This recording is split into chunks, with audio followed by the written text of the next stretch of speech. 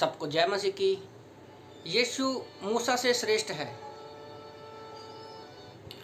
प्रभु का वचन कहता है इब्रानी की किताब अध्याय 3 वचन 3 से 6 के बीच में जब हम पढ़ते हैं कि क्योंकि वह मूसा से इतना बढ़कर महिमा की योग्य समझा गया जितना के घर का बनाने वाला घर से बढ़कर आदर रखता है। क्योंकि हर एक घर का कोई ना कोई बनाने वाला होता है, पर जिसने सब कुछ बनाया वह परमेश्वर है।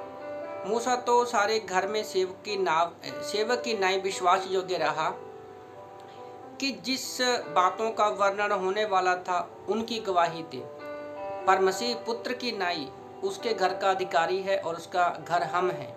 यदि साहस पर और अपनी आशा पर घमंड पर अंत तक दृढ़ता से स्थिर रहे तो यीशु मसीह जो है मूसा से बहुत श्रेष्ठ है। कैसे? मूसा एकमात्र सेवक है। पहला पॉइंट है कि मूसा जो है सिर्फ एकमात्र सेवक है। उसको जैसे वचन में लिखा है कि वो सिर्फ आने वाली बातों को प्रकट करने के लिए एक चिन्ह के रूप में है, और वो आदमी था, शारीरिक रूप में था, मरा और उसके बाद में स्वर्ग में गया। पर यीशु मसीह क्या है? वो घर का अधिकारी है। दूसरा पॉइंट क्या है कि यीशु मसीह घर का अधिकारी है। ओके, जैसे घर बनाने वाले से जो घर बनवा रहा है वो इम्पोर्टेंट है ना? तो उसी तरह से परमेश्वर है और इस पृथ्वी को बनाने वाला, सारी चीजों को बनाने वाला परमेश्वर है।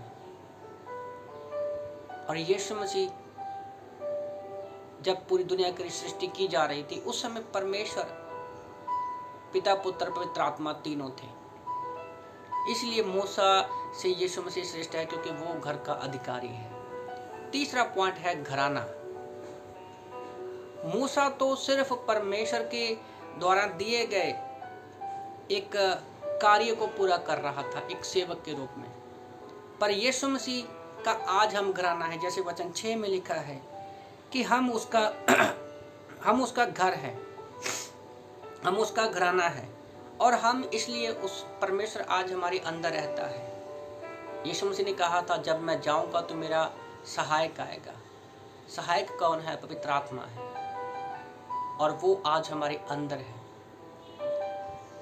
और हम 1 कुरिन्थियों 3:16-17 के अनुसार परमेश्वर का पवित्र मंदिर है।